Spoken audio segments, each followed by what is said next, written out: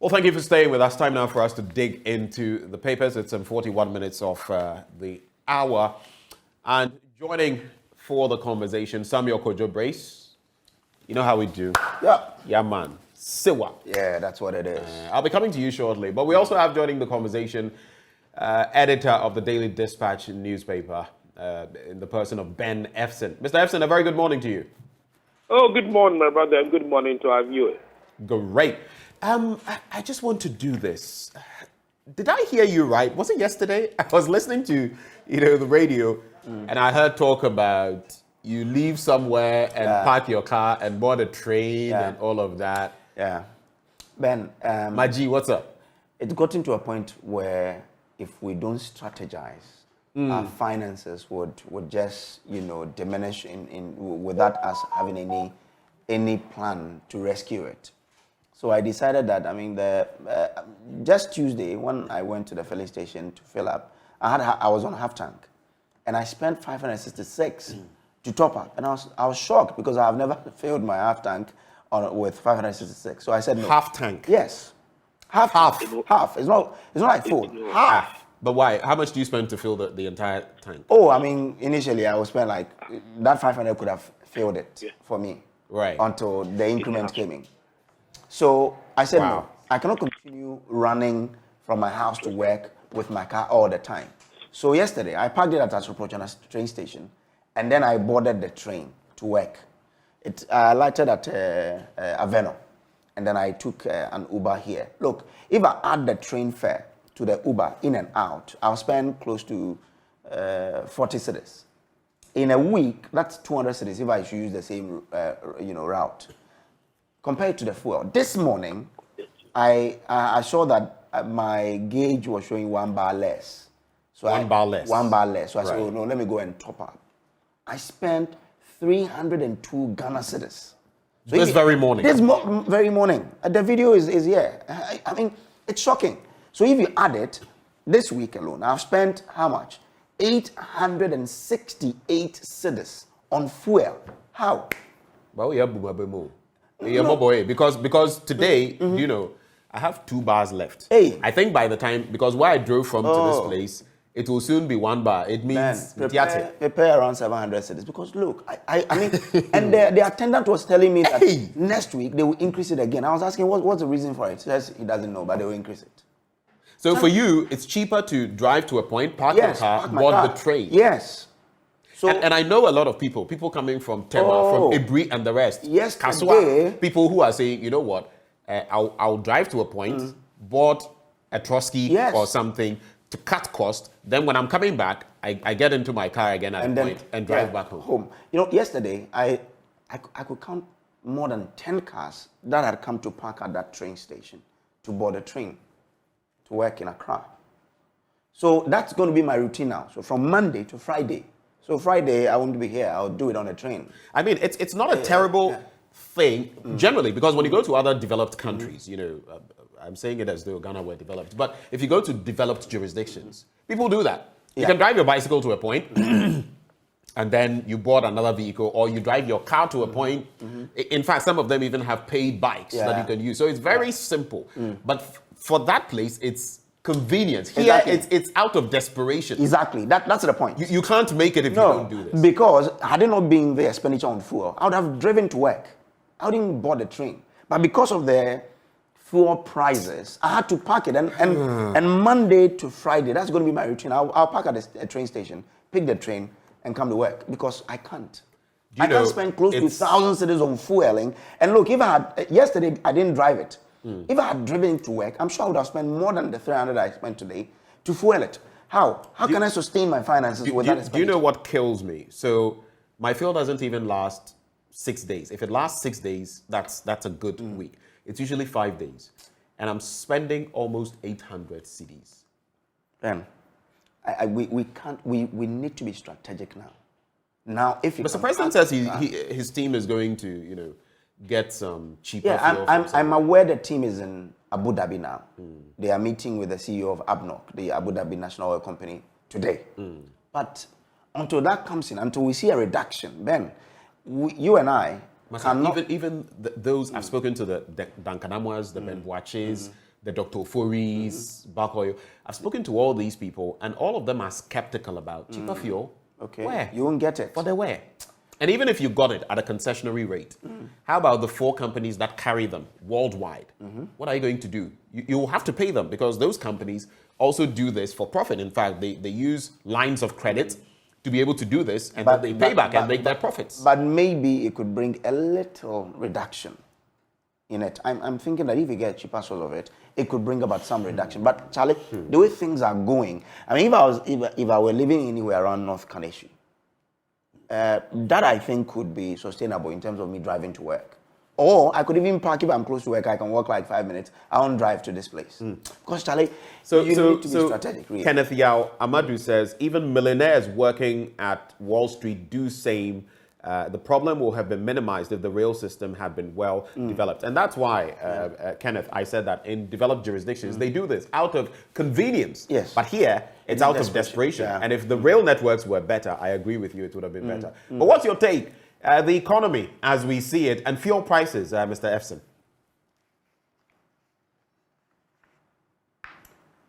Mr. Efson, if you're with us.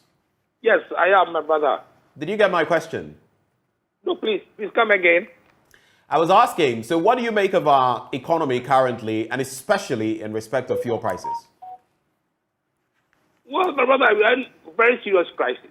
There's no doubt about that. The alternatives are even more scarier. Because if we don't have it, it's the black marketeers who will win. They will smuggle it in. Yesterday I bought fuel. It was 90 cedis a gallon diesel. If the alternative would be if we don't get the supply, the black marketeers would be having it 120, 150 cedis a gallon, and we'll have to buy it to get to work. The public transport will buy it, and the fares will go haywire. So yes, very serious situation. I mean, if in Nigeria, if you attend a party on a weekend, the souvenir they give you is a gallon of fuel or 2 gallons of fuel. So it tells you that nowhere cool. Very, very sad situation that we are in. Nowhere cool. Ah, well. Let's get into the papers. And someone will say, yeah, can't have some debris. Yeah, the day because our name, senior. Sikam Pedidi. Sikam, but yesterday, I love. But who was there? I was so weird in the Kakran or what? Who was that? We had a Kakran day. No, what? Who was that? Like, well, now they say we shouldn't make the day, so we have to reduce the day. No, but like, oh, but you see, like after the day, like you hit a child. It was saying the child shouldn't cry. The child will have to cry to let out the pain. That's for the day, yeah, but you better no, and didn't more. Yeah, they didn't better pressure, no so. Papa. Ayo, you were saying. I'm saying that yesterday at the launch or the declaration of Dr. Dufo. Oh, right. His plan to become the flag bearer of the NDC. He said that, well, yes, Sikam Pedidi, Nemum, Ekom Nefredidi. Sikam Pedidi, Nemum, Ekom Nefredidi. It is a com din kodana, umbedidi. And that's why Ghanaians are making noise. A com DA. You know, and that's it. So Sikam Pedidi, but the response is a com and a Freddy. Charlie, let's get into the papers. Let's start with you. I have the Ghanaian Times and the Finder newspaper, and also the Daily Dispatch, Uncle Ben's paper. Oh, yes. But let's start with the Ghanaian Times. It says, Kumasi gets 2.5 million euros EU grant for waste management service. Stop illegal miners to protect lives. UG Galamsey research team. A Besim killer to undergo psychiatric test.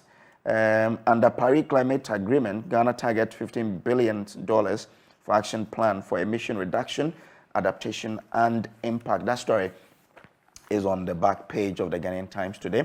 Now it says that Ghana needs between 9.3 billion and 15 billion US dollars to implement its revised climate action plan under the Paris Climate Agreement. The plan, technically known as Nationally Determined Contributions, NDC, and aimed at reducing emissions and adapt to climate impact, is being implemented from now to 2030.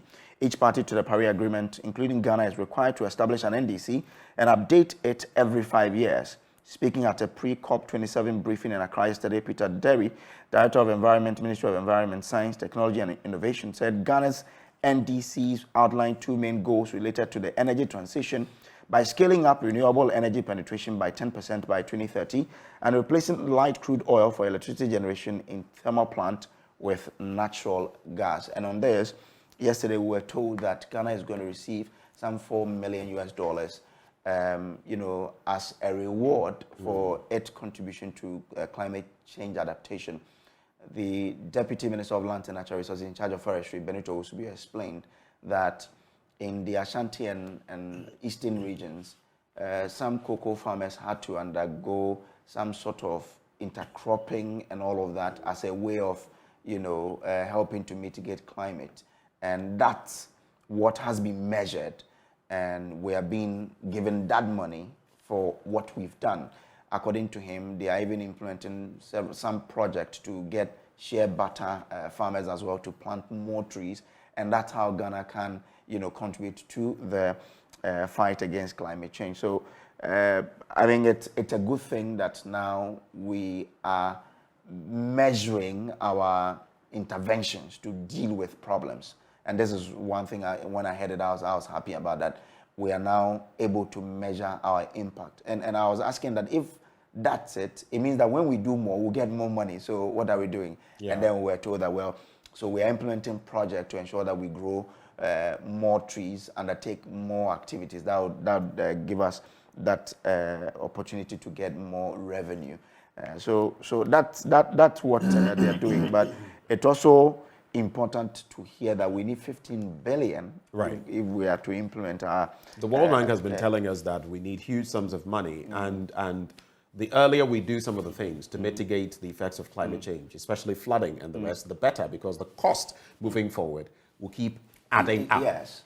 And you see, it's like a principle with interest, and it's better you just clear it once and for all than look at the the protracted cost. But the question I was asking some people at the meeting yesterday was, how many people do know of our national action plan?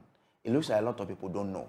The other time when I sat in your position, I was speaking with somebody and I asked that, what do you know of the action plan? He says, I do not know, and I was shocked. So I was telling them that it means that we have a lot to do as a country to get everybody to buy into that action plan. Any thoughts to share with us on that before I get into the daily graphic, Mr. Epson? Hello, Mr. Hello. Epson? Yes. I was asking, based on all that Kojo has shared, is there anything you'd like to add before I move on to the daily graphic, or can I move on? Please move on to your daily graphic. All right. So it says Tema East, community of untapped potential. And who doesn't know the Meridian Hotel? The current state of the defunct Meridian Hotel. I've seen pictures of this same hotel years. Here it is again. If we can see the front page. Yes, there it is. Tema East, community of untapped potential. Look at the Meridian Hotel. There it is. I'll read that story shortly. But it says countdown 16 days more to the World Cup. 100 world leaders to attend COP27. And Rishi Sunak, UK Prime Minister. Yeah. Initially, he had said that there was this and there was that. Yeah. Official information coming from number 10, Downing Street, had said he wouldn't show. But now, after the pressure, you see, that is what pressure can do. And so when some of us mount pressure or put pressure on our leaders, it's not because we just want to strengthening regional integration, enforce judgments of African courts. Sophia Akuffo, that is former Chief Justice, urges member states of the EU. Kwabena Dufo confirms intention to contest NDC flag bearership. We've already spoken about that. I will quickly do the Tema East story and bring you in, Mr. Efson, and ask you about what you think about Kwabena Dufo's contest or taking on the powers that be in the NDC when it comes to the flag bearership. I know the former president has been suggesting, lacing his boots, so to speak. I also have seen Kojo Bonsu, the former mayor of Kumasi, former head of GOIL, also with his photos all over town. Not saying anything, it's just the photo, the image, and Kojo Bonsu. He's already expressed his interest. How will it go? But let me do that story on page 18 before we get there. So it says, despite the fact that Tema is considered to be a well-demarcated metropolis, Tema East constituency, which occupies the center of the metropolis, Community 1 and Manhia, is beset with developmental challenges. The challenges include frequent breakdowns of the sewage system, poor sanitation, the springing up of unauthorized structures and inadequate potable water and street lights. Only one major road connects Tema Community 1 to Tema Manhia, and many road users have called for an alternative route to link the two communities since the only road contributes to congestion. I can't get that for the life of me. Then, with these concerns, the Tema Metropolitan Assembly is in discussions with the Ministry of Roads and Highways to get alternative roads to link those communities. When you look at the demographics and the informal workers' numbers, including factory workers, fishermen, fish processors, and the rest, it makes no sense that we are doing this. They also struggle with premix fuel. Your quick take on that, Ben Efson, together with Kwabena Dufour saying that he's going to contest for the flag bearership of the NDC. Well, I'll start with the NDC flag bearership race. I think it's going to be interesting. For the two main parties, for the NPP, for example, many of the delegates who elect their flag bearer are mostly from Ashanti Eastern region. For the NDC, majority of their delegates are from the Volta and Northern regions.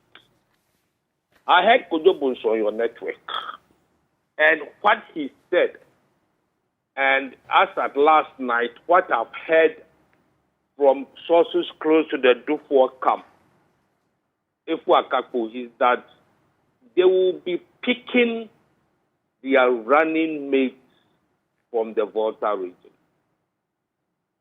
As we speak now, there has been ongoing pressure on Mr. John Mahama to pick a running mate from the NDC's World Bank. And those who say that there are two main reasons for that analysis. That over the last 3 elections, the NDC has suffered a 6.6% drop in votes in the Volta region, minus votes from people from the Volta regions in the other administrative 15 regions. So Kojo Bonsu and Dr. Dufour, I'm sure, taking running mates from the Volta region, they are appealing to those who will vote as delegates to elect the flag bearership. Kojo Bonsu will make an attempt, but I think that it will mainly a 2-horse race between Dufour and Mahama. And we'll see whether Mahama will succumb and also open up, because from all intents and purposes, what some of us have heard is that he intends to maintain the running mate that he ran with in the 2020 election. So do you think that would be a mistake? Pardon? Do you think that would be a mistake? Personally, and from my analysis, I think it will be. The prof is a very nice lady. But I always ask 2 questions. I don't think since 1992 there has been any fancy or any central region politician who is popular or who has been popular than the late Professor Mills. But in the 2000 and 2004 elections, President Kufuor beat Professor Mills in Central Region. It tells you one thing. People of Central Region don't vote primarily because somebody is from the region. And I did research on the reason, and it was because Mills said that he will consult Rawlings day and night.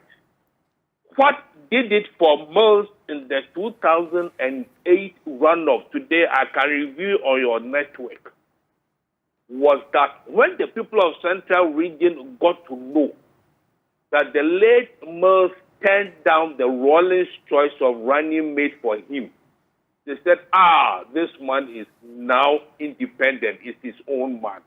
And I'll mention the person's name because the person is alive. But it tells you that picking somebody from Central Region because you get Central Region vote does not work. So from my analysis, perhaps John will be better off, Muhammad will be better off picking somebody from the voter, because before you win elections, you must get a massive turnout from your strong base. Then you struggle with the other party for Greater Accra, Western, and Central. Okay, quick question. Is there anything that can be done as far as the good old Prof is concerned to make her a more fitting candidate, not just in the eyes of those from the Central Region, but nationally, so that maybe a Mahama ticket would be better off? Is there anything she can do or the party can do, apart from selecting someone else? I just want to focus on her. I think it will be difficult at this point in time. It will be very difficult at this point in time when the people from your party's World Bank are demanding the slot. You know, on the average, 4% of Ghanaians vote on ethnic basis. 4% will vote because somebody there is from their ethnic group. For example, any political party who takes somebody from the Greater Accra region on one or two of their slots will get, if you get 4% of Gadangbe votes, you've gone far, because Gadangbe is the fourth largest ethnic group after Akan, Ewe, and Fanti. So we are looking at numbers, and we are looking at if you go to a place like Dadeko Topon, Laboni, the madam of the house, the boss of the house, they belong to maybe MPP. The other people who work there vote NDC. So if you see, for example, NDC lose Dadeko Topon, then there's a breakup in Dadeko Topon. So voting is about not who you are or how rich. Everybody has one vote. Thank you for sharing your thoughts. Let's get into other papers. Sam? Very, very revealing analysis. Yeah. Anyway, let's do the Finder newspaper. It says, Dr. Bawumia launches 5-year development strategy for Northern Ghana. Government unlikely to present budget to Parliament on November 15. Yes, and the majority leader has been speaking on that. Indexing. Who didn't see this coming, though? Well, anyway, I didn't see it coming. You didn't? No, I didn't. But Epson, did you not see it coming that we were going to postpone the date for our budget reading? I had heard about it, you know, but it was a second. I mean, on the back of everything we knew, Sam, Kojo, on the back of everything we had seen, the writing was on the wall that, look, we don't have a deal yet. It is clear that we need some sort of clarity on whether we are getting a deal or not, and when, and before we are able to go forward with our 2023 budget. And once the writing was on the wall, I mean, even, is it next week?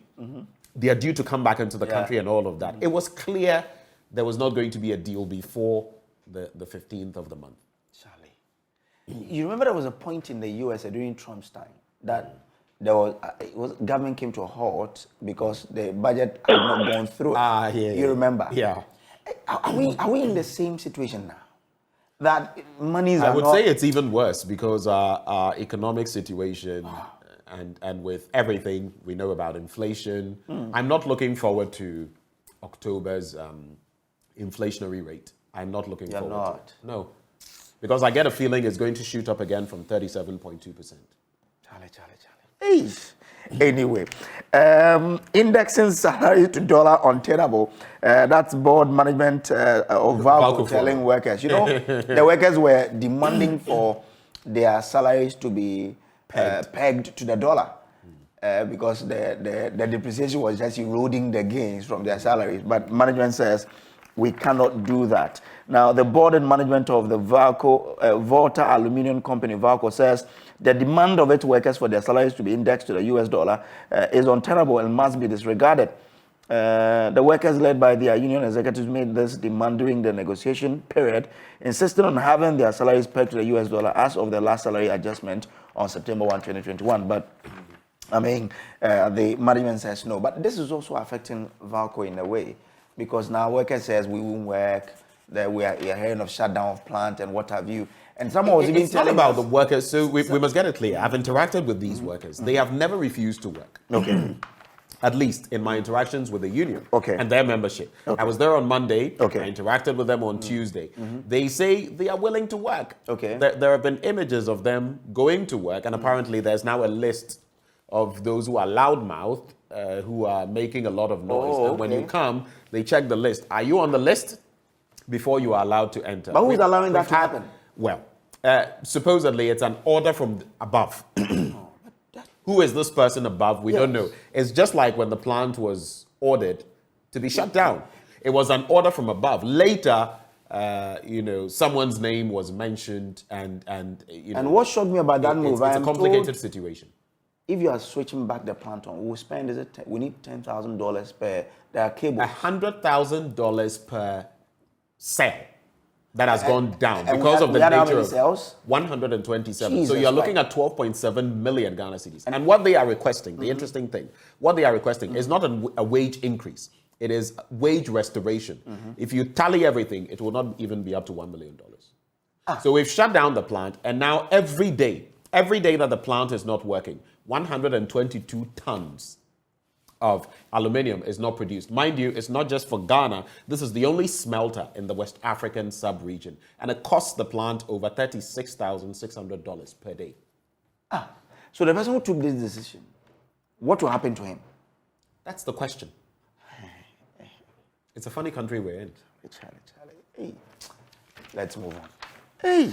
Anyway, I don't know whether, Mr. Efson, you have any thoughts. I don't know whether you followed the Valco situation and whether you have any thoughts on that, especially as the workers are also talking about the fact that there are a lot of retirees, 66, 67, 68 at post, when they should pension off for others to also come in with fresh ideas and do new things at Valco. Any thoughts on that quickly? And we shut it down. If it was somebody's private company, would they have done that? Yeah. There are times that, there are times that you miss, certain things. But if it was an individual company, would they have shut it down for us to lose so much in this time of economic crisis?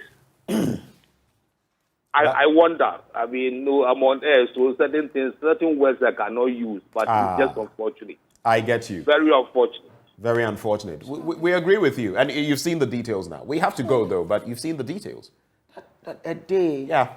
Oh. $36,600 plus. Oh my goodness. That's how much we're losing every single. And everything at Valco is dollarized.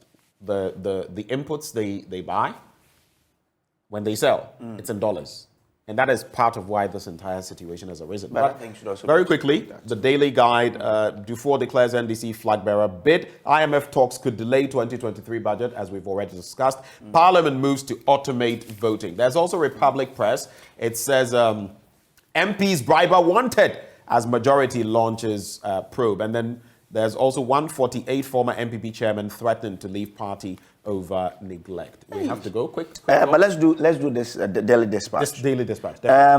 Imported frozen chicken and meat kept for 3 years before being exported to Ghana.